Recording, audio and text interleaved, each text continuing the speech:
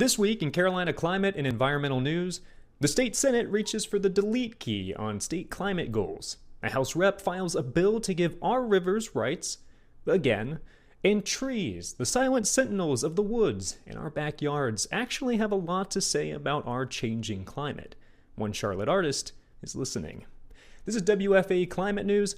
I'm Zachary Turner. The state Senate approved a bill Thursday that would eliminate North Carolina's 2030 carbon pollution reduction target.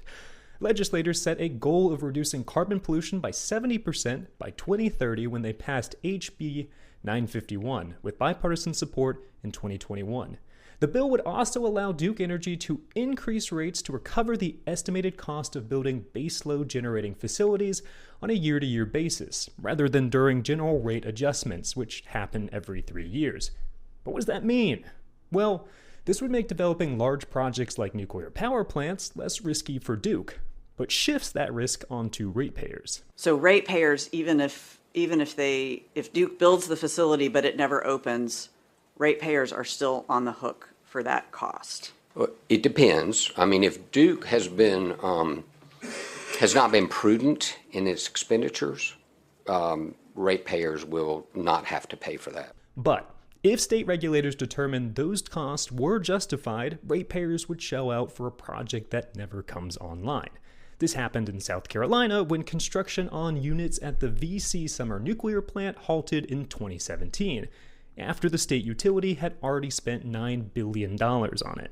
Next up, trees. They can tell us a lot from the stories etched into their bark. Will Bosby-Shell, a Charlotte artist, has captured some of those stories through a series of drawings that he hopes will connect folks to nature and the effects of climate change.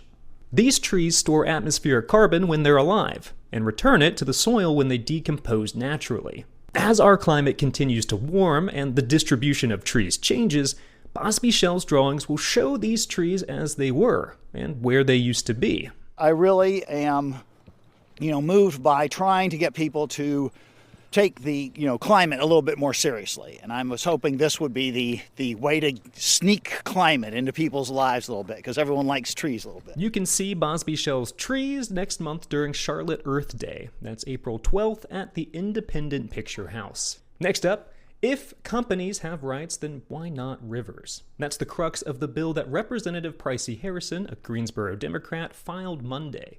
It would grant what are known as the rights of nature to the Haw and Dan rivers in North Carolina. Rights for those river ecosystems would include the right to exist, the right to full restoration, and the right to good water quality. If passed, individuals and organizations could sue on behalf of the rivers to uphold these rights.